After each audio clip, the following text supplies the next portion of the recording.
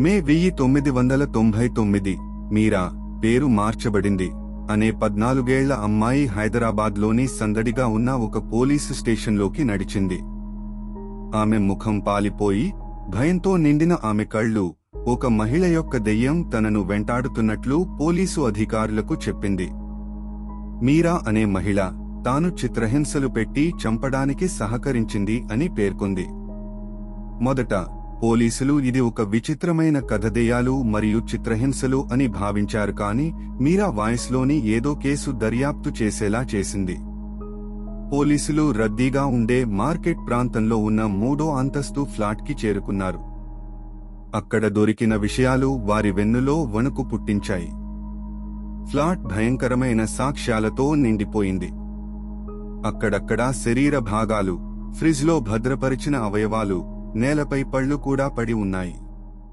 కానీ అత్యంత భయంకరమైన ఆవిష్కరణ ఏమిటంటే ఒక పెద్ద సగ్గుబియ్యి బొమ్మ లోపల ఉంచబడిన మానవ పుర్రె.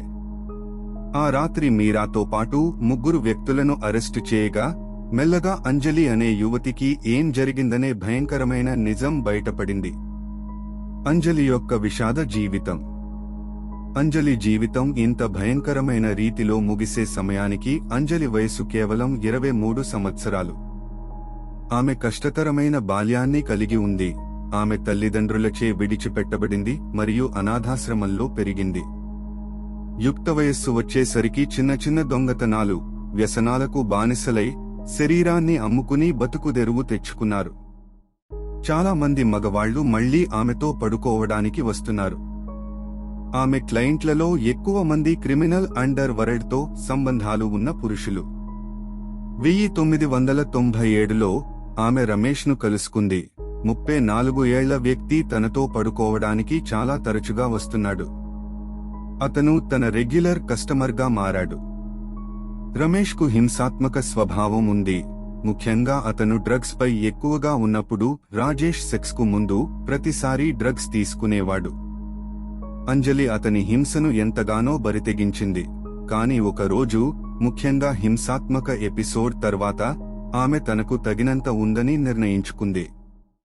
తీరని ఎత్తుగడలో ఆమె లోపల 20,000 అతని పర్సును దొంగిలించింది. ఆమె డబ్బులు తిరిగి ఇచ్చి అదనంగా 50,000 చెల్లించినా రమేష్ సంతృప్తి చెందలేదు. అతను మరింత కోరుకున్నాడు. అంజలి అతను డిమాండ్ చేసిన 1,60,000 అదనంగా చెల్లించలేకపోవడంతో రమేష్ ఆమెను వెతకడానికి తన మనుషులను పంపించాడు. మార్చి 17న 1999 వారు ఆమె ఇంట్లోకి చొరబడి ఆమెను బయటకు లాగి రమేష్ ఫ్లాట్కు తీసుకెళ్లారు. అదే రోజు అంజలి జీవితం నరకంగా మారింది. ఫ్లాట్ లోపల భయానక సంఘటనలు. మీరా ఆ సమయంలో కేవలం టీనేజ్ అమ్మాయి. తన ఎదుటే అంజలిపై జరిగిన క్రూరత్వాన్ని చూస్తూ ఆమె రమేష్ స్నేహితురాలు. కొట్టడంతో చిత్రహింసలు మొదలయ్యాయి. మొదట వారు తమ ఒట్టి చేతులతో అంజలిని కొట్టారు. కాని వెంటనే వారు తమకు దొరికిన ఏదైనా కుర్చీలు, మెటల్ రాడ్లు, సమీపంలో ఉన్నవన్నీ ఉపయోగించడం ప్రారంభించారు. వారు ఆమెను కొట్టేటప్పుడు నవ్వమని బలవంతం చేశారు. ఆమె చేయకపోతే దెబ్బలు మరింత క్రూరంగా మారాయి.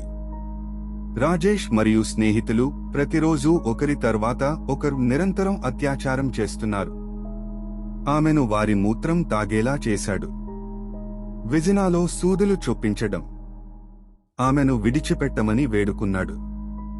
నేను పోలీసులకు లేదా ఎవరికీ ఫిర్యాదు చేయను, దయచేసి ఈ హింసను నేను భరించలేను.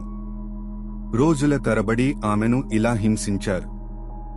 విసుగు చెందాక ఆమెను వివస్త్రగా వంటగదిలో పడుకోబెట్టారు. వారు తమ డ్రగ్స్ తీసుకోవడానికి మరియు వీడియో గేమ్లు ఆడటానికి తిరిగి వెళతారు. కాని వారి ఆటలు బోరింగ్ అయిన ప్రతిసారీ వారు అంజలిని బాధపెట్టడానికి మరియు హింసించడానికి తిరిగి వచ్చేవారు. ఆమె నొప్పిని కలిగించడానికి వారు కొత్త మార్గాలను కనుగొన్నారు. అవి ఆమె చర్మంపై ప్లాస్టిక్ను కరిగించాయి. వారు ఆమె తెరిచిన గాయాలకు ఆహారాన్ని రుద్దారు. వారు ఆమెను విద్యుత్ తీగలతో పైకప్పుకు కట్టివేసి విరిగిన బొమ్మలా గాలిలో ఉంచారు. అంజలికి తప్పించుకునే అవకాశం లేదు, కనికరం లేదు. అంజలి మరణం. వారాల తరబడి అనూహ్యమైన బాధలు అనుభవించిన అంజలి శరీరం చివరకు చేతులెత్తేసింది. ఆమె బాత్రూంలో చనిపోయింది. ఆమె శరీరం ఇకపై హింసను భరించలేకపోయింది. కాని మరణంలో కూడా రమేష్ మరియు అతని మనుషులు ఆగలేదు. ఆమె శరీరాన్ని ఏమి చేయాలో వారికి తెలియదు, కాబట్టి వారు తమ డ్రగ్స్ పిచ్చిని కొనసాగిస్తూనే ఆమెను అక్కడే వదిలేశారు. మరుసటి రోజు సాక్ష్యాలను ధ్వంసం చేయాలని రమేష్ నిర్ణయించుకున్నాడు.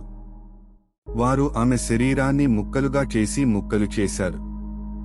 వారు ఆమె అవశేషాలను కుండలలో ఉడకబెట్టారు, షేమ్ యొక్క వాసనను వదిలించుకోవడానికి ప్రయత్నిస్తున్నారు. ఆమె పుర్రె పెద్ద సగ్గుబియ్యం బొమ్మ లోపల ఉంచబడింది, ఆమె బాధ యొక్క వింతైన రిమైండర్. పురుషులు ఫ్లాట్లో నివసించడం కొనసాగించారు. వారు అంజలి శరీర భాగాలను ఉడకబెట్టడానికి ఉపయోగించే స్టవ్పైనే భోజనం వండారు. ఆమె మరణం వారికి ఏమీ పట్టనట్లుగా ఉంది. ఏం జరిగిందనే భయంతో అంజలి అవశేషాలను పోలీసులు కనుగొన్నారు. సగ్గుబియ్యము లోపల ఉన్న పుర్రె కేసు యొక్క చిహ్నంగా మారింది. ఇది హైదరాబాద్ బొమ్మల హత్యగా పిలువబడింది. రమేష్ మరియు అతని సహచరులను అరెస్టు చేసి జీవిత ఖైదు విధించారు, కానీ హత్యకు కాదు. జ్యూరీ వారు ఆమెను చంపాలని అనుకోలేదని, చివరకు ఆమె శరీరం వదులుకునే వరకు ఆమెను హింసించడమేనని విశ్వసించారు. వారిపై జైలు శిక్ష విధించారు. భవనం కూల్చివేయబడటానికి ముందు చాలా మంది ప్రజలు ఫ్లాట్ను సందర్శించి కొవ్వొత్తులను వెలిగించి అంజలి ఆత్మతో సంభాషించడానికి ప్రయత్నించారు. ఆమె బాధపడ్డ ప్రదేశంలో శాశ్వతంగా చిక్కుకుపోయిన ఆమె ఏడుపు తమకు వినిపించిందని కొందరు చెప్పారు. అంజలి చనిపోయే నాటికి ఏడాది కొడుకు ఉన్నాడు. అతను పెరుగుతాడు, అతని నుండి తీసుకోబడింది. అంజలిని ఎందుకు చిత్రహింసలకు గురిచేశారని మీరాను ప్రశ్నించగా ఆమె సమాధానం చల్లగా ఉంది. ఆమె విరిగిపోయింది, ఆమె చల్లగా చెప్పింది. ఆమెతో ఆడటం ఇక సరదాగా లేదు, కానీ మేము కొనసాగించాము. ఇంకేమీ చేయాల్సిన పనిలేదు. అంజలి కథ ఎప్పటికీ మరచిపోలేనిది. ఆమెను చిత్రహింసలకు గురిచేసిన ఫ్లాట్ అపఖ్యాతి పాలైంది.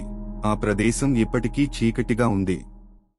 ఆమె ఆత్మ, వారు చెప్పారు, శాంతి ఎప్పుడూ దొరకలేదు, మరియు రాత్రి మార్కెట్ ద్వారా వెళ్లే వ్యక్తులు కొన్నిసార్లు ఆమె ఏడుపు వింటారు, ఆమె అనుభవించిన బాధ యొక్క విషాద ప్రతిధ్వని. ఆమె కథ మానవులు చేయగల క్రూరత్వాన్ని మరియు హింస మరియు మాదకద్రవ్యాల ప్రపంచం ద్వారా ఒక యువతి జీవితాన్ని ఎలా నాశనం చేసిందో గుర్తుచేస్తుంది. అంజలి పోయి ఉండవచ్చు, కానీ ఆమె బాధ ఇప్పటికీ హైదరాబాద్ వీధుల్లో వెంటాడుతూనే ఉంది. Thanks far watching video. Please like, share, subscribe.